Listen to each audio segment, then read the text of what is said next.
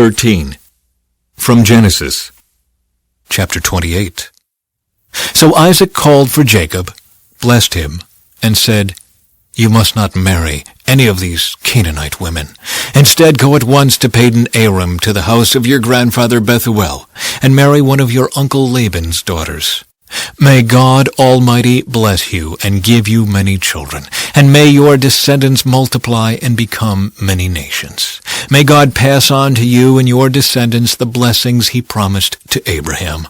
May you own this land where you are now living as a foreigner, for God gave this land to Abraham." So Isaac sent Jacob away, and he went to Padan Aram to stay with his uncle Laban, his mother's brother, the son of Bethuel the Aramean. Esau knew that his father Isaac had blessed Jacob and sent him to Padan Aram to find a wife, and that he had warned Jacob, "You must not marry a Canaanite woman." He also knew that Jacob had obeyed his parents and gone to Padan Aram. It was now very clear to Esau that his father did not like the local Canaanite women.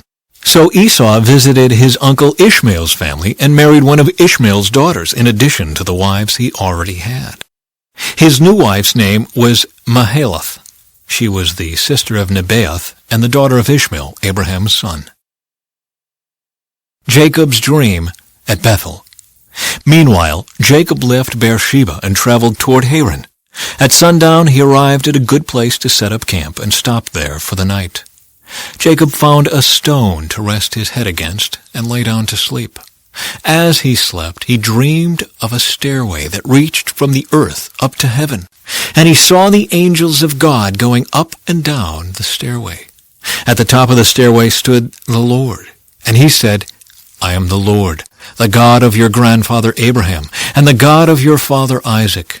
The ground you are lying on belongs to you. I am giving it to you and your descendants. Your descendants will be as numerous as the dust of the earth. They will spread out in all directions, to the west and the east, to the north and the south, and all the families of the earth will be blessed through you and your descendants. What's more, I am with you, and I will protect you wherever you go. One day I will bring you back to this land. I will not leave you until I have finished giving you everything I have promised you." Then Jacob awoke from his sleep and said, "Surely the Lord is in this place, and I wasn't even aware of it." But he was also afraid and said, "What an awesome place this is. It is none other than the house of God, the very gateway to heaven." The next morning, Jacob got up very early. He took the stone he had rested his head against, and he set it upright as a memorial pillar. Then he poured olive oil over it.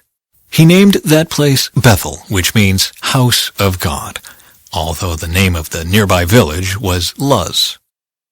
Then Jacob made this vow, "If God will indeed be with me and protect me on this journey, and if he will provide me with food and clothing, and if I return safely to my father's home, then the Lord will certainly be my God. And this memorial pillar I have set up will become a place for worshiping God, and I will present to God a tenth of everything he gives me."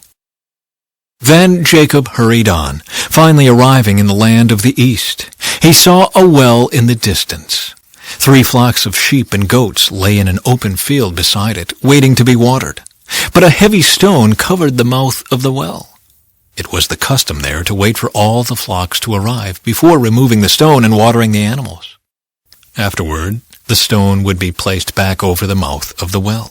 Jacob went over to the shepherds and asked, "Where are you from, my friends?" "We are from Haran," they answered. "Do you know a man there named Laban, the grandson of Nahor?" he asked. "Yes, we do," they replied. "Is he doing well?" Jacob asked.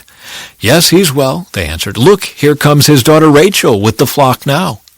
Jacob said, "Look, it's still broad daylight, too early to round up the animals. Why don't you water the sheep and goats so they can get back out to pasture?"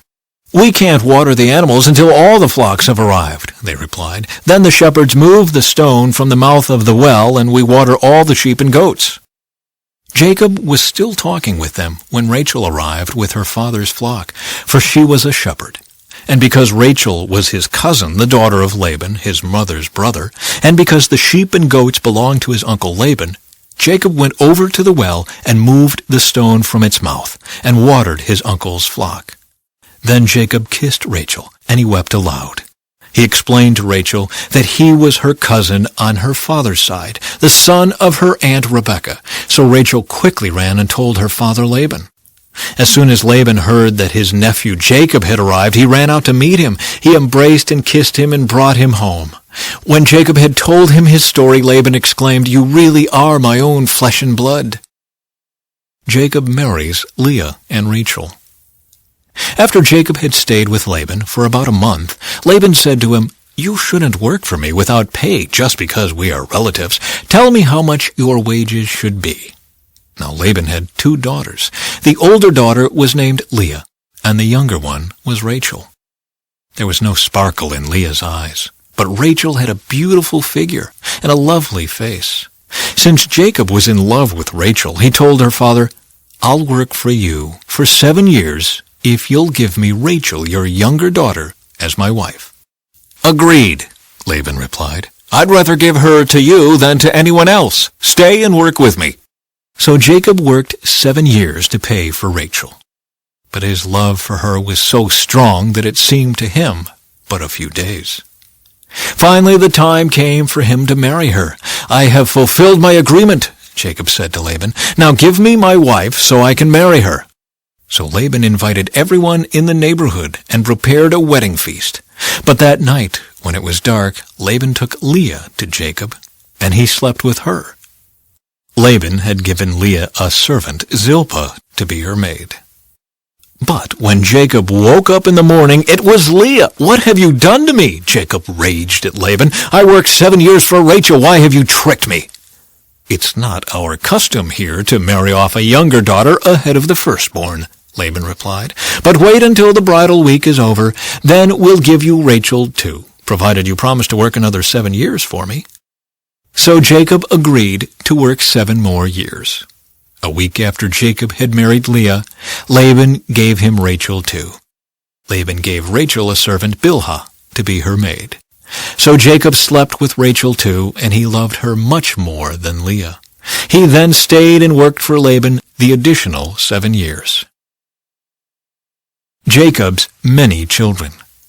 When the Lord saw that Leah was unloved, he enabled her to have children, but Rachel could not conceive. So Leah became pregnant and gave birth to a son. She named him Reuben, for she said, "The Lord has noticed my misery, and now my husband will love me."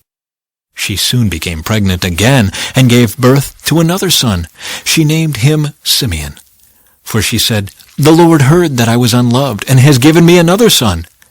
Then she became pregnant a 3rd time and gave birth to another son. She named him Levi, for she said, "Surely this time my husband will feel affection for me, since I have given him 3 sons."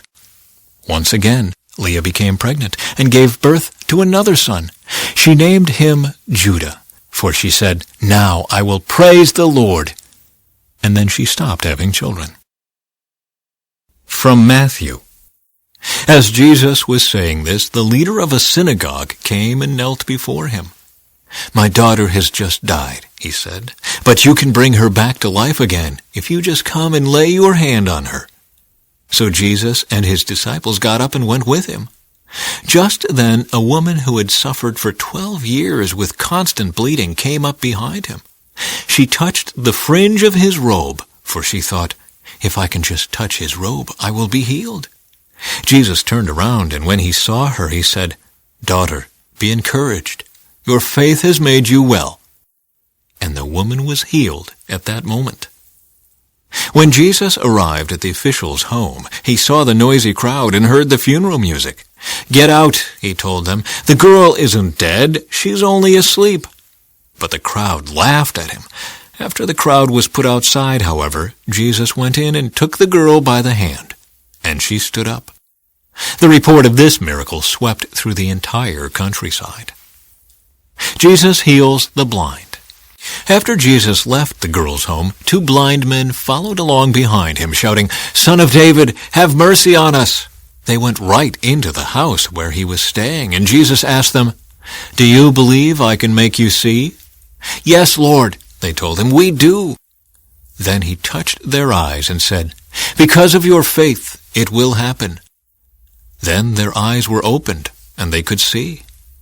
Jesus sternly warned them, "Don't tell anyone about this."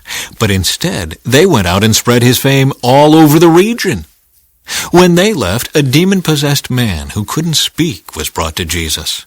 So Jesus cast out the demon, and then the man began to speak. The crowds were amazed. "Nothing like this has ever happened in Israel," they exclaimed. But the Pharisees said, "He can cast out demons because he is empowered by the prince of demons." The need for workers. Jesus traveled through all the towns and villages of that area, teaching in the synagogues and announcing the good news about the kingdom. And he healed every kind of disease and illness. When he saw the crowds, he had compassion on them because they were confused and helpless, like sheep without a shepherd. He said to his disciples, "The harvest is great, but the workers are few. So pray to the Lord who is in charge of the harvest. Ask him to send more workers into his fields." Psalm 11. I trust in the Lord for protection. So why do you say to me, "Fly like a bird to the mountains for safety"? The wicked are stringing their bows and fitting their arrows on the bowstrings. They shoot from the shadows at those whose hearts are right. The foundations of law and order have collapsed. What can the righteous do? But the Lord is in his holy temple. The Lord still rules from heaven.